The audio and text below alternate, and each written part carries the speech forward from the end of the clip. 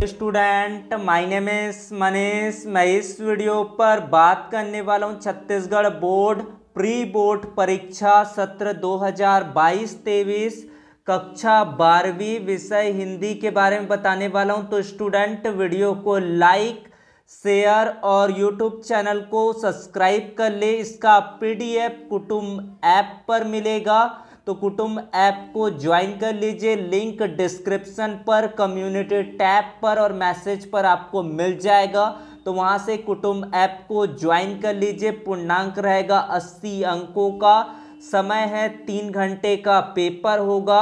निर्देश: सभी प्रश्न हल करना अनिवार्य है। प्रश्न पत्र के प्रश्नों को 3 खंडों क, ख और ग में विभक्त किया गया है। खंड क में 2 प्रश्न है जिसमें 16 अंक निर्धारित है। उसके बाद है खंड ख में 5 प्रश्न है जिसके 4 प्रश्नों में से विकल्प दिए गए हैं। इस खंड में 20 अंक निर्धारित है। आरोह भाग है 32 अंकों का रहेगा और वितान भाग 12 अंकों का रहेगा। तो प्रश्न क्रमांक पहला यहाँ पर देखते हैं।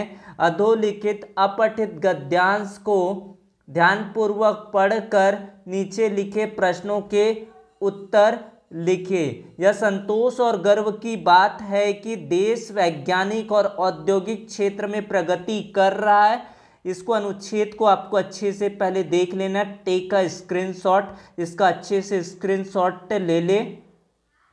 यहाँ तक कि आपको दिया गया है, भ्रष्टाचार से मुक्त समाज बनाएंगे, उन्हें बेनकाब करेंगे जो देश के नैतिक चरित्र को बिगाड़ रहे हैं। ये अनुच्छेद यहाँ तक के दिया गया है। इसी अनुच्छेद के आधार पर, इसी गद्यांश के आधार पर नीचे प्रश्न दिए गए, इनके आपको उत्तर करना है। पहला प्रश्न, देशवासियों के लिए गर्व की बात क्या है। दूसरा है, देश के आशातीत प्रगति से जुड़ा धुंधला पक्ष क्या है। नैतिक चरित्र से लेखक का क्या आशय है। देश की प्रगति कब निरर्थक हो सकती है। नैतिकता मरी नहीं है। पक्ष या विपक्ष में अपने विचार लिखिए। प्रस्तुत गद्यांश के उपयुक्त शीर्षक लिखिए। सरल वाक्य में बदलिए। लोग मान बैठे हैं कि यह हमारा राष्ट्रीय चरित्र है। उसके बाद 8वां है, समाज अनैतिक पहलू से कैसे मुक्ति पा सकता है। ये पूछा गया, तो इसका आप देख सकते हैं 8 प्रश्न यहाँ पर दिए गए हैं। निम्नलिखित अपठित काव्यांश को ध्यानपूर्वक पढ़कर नीचे लिखे प्रश्नों के उत्तर लिखिए। पहले से कुछ लिखा। भाग्य में मनुज नहीं लाया है, अपना सुख उसने अपने भुज बल से ही पाया है। प्रकृति नहीं डर कर झुकती है कभी भाग्य के बल से, सदा हारती व मनुष्य के उद्यम से। श्रम जल से ब्रह्मा का अभिलेख पढ़ा करते निरुद्यमी प्राणी से लेकर वसुधा निज रतन उगल है। तो यहाँ पर प्रश्न दिए गए, तो इसके प्रश्न आपको देख लेना क्या दिया है। तो कविता में किस प्रकार के मनुष्यों की चर्चा की गई है। प्रकृति किनके आगे नहीं झुकती है, वह कैसे हारती है। भाग्यवादी कौन होते हैं, उनकी पहचान क्या है। वीर पुरुष क्या करते हैं। भाग्यवादी क्या प्रमाणित नहीं कर पाएंगे। तो ये 5 प्रश्नों को आपको कर लेना है। उसके बाद है खंड ख पर देखते हैं प्रश्न आपको क्या दिया गया है। निम्नलिखित में से एक विषय पर लगभग 200 शब्दों में निबंध लिखिए। तो इसका पहला है, मोबाइल क्रांति, पर्यावरण प्रदूषण, ऑनलाइन शिक्षा का महत्व, भारतीय समाज में अंधविश्वास। 200 शब्दों पर आपको उत्तर लिखना है। मोबाइल क्रांति, पर्यावरण प्रदूषण, ऑनलाइन शिक्षा का महत्व, भारतीय समाज में अंधविश्वास। इसका पीडीएफ आपको मिलेगा कुटुंब ऐप पर। तो कुटुंब ऐप को प्ले स्टोर से डाउनलोड करें और वहां पर सर्च करें परमेश्वरी मैम का कम्युनिटी को आप लोग ज्वाइन करें, वहां पर इस पीडीएफ को डाउनलोड करें।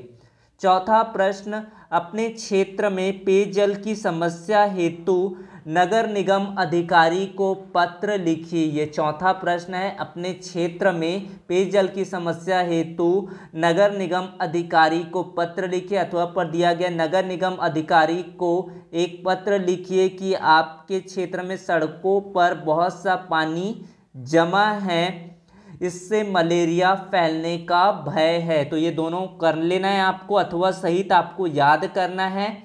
उसके बाद है 5वां प्रश्न, निम्नलिखित प्रश्नों के उत्तर संक्षेप में लिखिए। खोज परक पत्रकारिता से आप क्या समझते हैं? पहला प्रश्न है, खोज परक पत्रकारिता से आप क्या समझते हैं? पत्रकारिता के विविध आयामों में से किसी एक पर प्रकाश डालिए। पितृ पत्रकारिता, पेज 3 पत्रकारिता से आप क्या समझते हैं? लाइव समाचार से आप क्या समझते हैं? तो यहाँ पर 4 प्रश्न दिए गए हैं। उसके बाद है प्रश्न क्रमांक 6, जिसमें आपको अथवा प्रश्न दिया गया है। कविता कैसे बनती है? मोस्ट इम्पॉर्टेंट प्रश्न है। एक नाटक लेखन में कथ्य कितना महत्वपूर्ण होता है? अथवा में से कोई एक का करना है, लेकिन आपको अथवा सहित प्रश्नों को याद करना है। खाद्य पदार्थों के मिलावट की समस्या विषय पर फीचर लिखिए। ये 7वां प्रश्न अथवा पर दिया गया। विज्ञापनों की लुभावनी दुनिया पर एक आलेख लिखिए। ये प्रश्न आपको दिया गया है। उसके बाद है आपका निम्नलिखित काव्यांश को पढ़कर पूछे गए प्रश्नों के उत्तर लिखिए। प्रातः नभ था बहुत नीला, शंख जैसे भोर का नभ, राख से लिपा हुआ चौका अभी गीला पड़ा है। बहुत काली सिल जरा से लाल केसर से की जैसे धुल गई हो, स्लेट पर या लाल खड़िया चाक मल दी हो किसी ने, नील जल में या किसी की गौर झिलमिल देह जैसे हिल रही हो और जादू टूटता है उषा का अब सूर्योदय हो रहा है। प्रश्न क्रमांक पहला यहाँ पर पूछा गया है, कवि ने उषा काल में आकाश के गतिशील परिवर्तनों को किन उपमानों द्वारा दर्शाया है? दूसरा है, आकाश के लाल रंग की तुलना किस किस प्रकार से की गई है? चौका भी गीला पड़ा, कैसे चौका क्या है? गौर झिलमिल दे किसे कहा गया? उषा का जादू कब टूटता है? उषा का जादू किसे कहा गया है? इसका उत्तर स्टूडेंट अगर चाहते हैं तो कमेंट पर मैसेज करें आप लोग और कुटुंब ऐप को ज्वाइन कर ले। उषा का जादू किसे कहा गया है? प्रातःकालीन आकाश की तुलना सर्वप्रथम किस प्रकार की गई है? इसका और भी प्रश्न है आपके, कविता का नाम और कवि का नाम लिखिए। उषा का क्या तात्पर्य है? निम्नलिखित काव्यांश को पढ़कर फिर से आपको उत्तर लिखिए। कविता एक खेल है, बच्चों के बहाने बाहर भीतर यह घर वह घर सब घर एक कर देने के माने बच्चा ही जाने। तो यहाँ पर पहला है, काव्यांश के छंद संबंधी सौंदर्य पर प्रकाश डालिए। दूसरा है, कविता का भाव सौंदर्य लिखिए। तीसरा है, बच्चा ही जाने पंक्ति के प्रयोग में कवि का क्या आशय? ये तीनों प्रश्न आपको तैयार कर लेना है। फिर काव्यांश पर आधारित आपको प्रश्नों के उत्तर, बच्चे किस बात की आशा में नीड़ों को झांक रहे होंगे? 10वीं का पहला, बच्चे किस बात की आशा में नीड़ों को झांक रहे होंगे? कैमरे में बंद अपाहिज करुणा के मुखौटे में छिपी क्रूरता की कविता है, विचार कीजिए। ये प्रश्न है आपके। उसके बाद है गद्यांश दिया गया। गद्यांश को आपको ध्यानपूर्वक पढ़ना है। पढ़ने के बाद आपको यहाँ पर जो नीचे दिए गए हैं उनके आपको उत्तर करना है। तो इस तरह से आप अनुच्छेद का पैराग्राफ का स्क्रीनशॉट ले ले। टेलीग्राम और कुटुंब ऐप को ज्वाइन कर लीजिए। लिंक आपको सभी का जहाँ जहाँ पर है वहाँ पर आपको मिल जाएगा, चाहे वो कम्युनिटी टैब हो, चाहे आपके मैसेज बॉक्स हो, डिस्क्रिप्शन बॉक्स।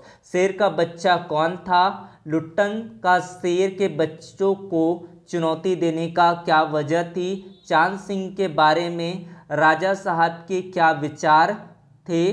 चौथा प्रश्न, चांद सिंह ने लुट्टन पर कैसे वार किया?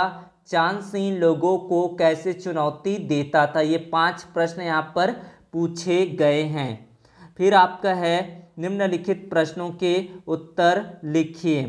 पहला प्रश्न, ढोलक की आवाज़ का पूरे गांव पर क्या असर होता है? ये पहला प्रश्न है। डॉक्टर अंबेडकर के आदर्श समाज की कल्पना में भ्रातृत्व का महत्व स्पष्ट कीजिए।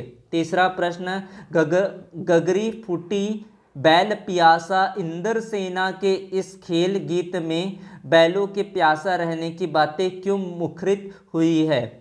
लेखक ने शिरीष को कालियाजी यानी कि अवधूत सन्यासी किस तरह क्यों माना है? इसके बारे में आपको उत्तर करना है। ये 4 प्रश्न आपको दिए गए हैं।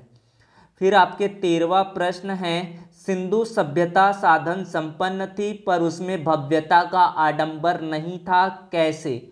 अथवा पर दिया गया, श्री सौंदलेकर के अध्ययन की उन विशेषताओं को रेखांकित करें जिन्होंने कविताओं के प्रति लेखक के मन में रुचि जगाई।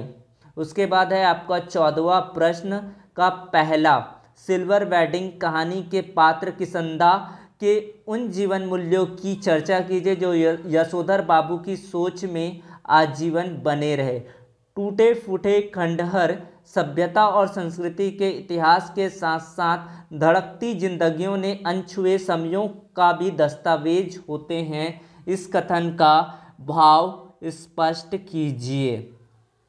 उसके बाद इसका दूसरा प्रश्न है, डायरी के पन्ने पाठ के आधार पर एन के व्यक्तित्व की 3 विशेषताओं पर प्रकाश डालिए। अथवा पर दिया गया है आपका जूझ कहानी के प्रमुख पात्र आनंदा के स्वभाव की विशेषताएं लिखिए। तो इस तरह से आपके प्री बोर्ड का पेपर होगा। इसका उत्तर के लिए कुटुंब ऐप को ज्वाइन कर लीजिए, लिंक डिस्क्रिप्शन पर, कम्युनिटी टैब पर और मैसेज बॉक्स के पिन आउट पर आपको मिल जाएगा। तो ज्वाइन करें, वीडियो को लाइक करें, शेयर करें, सब्सक्राइब करें, यूट्यूब चैनल को ज़्यादा से ज़्यादा लोगों तक शेयर करें। धन्यवाद।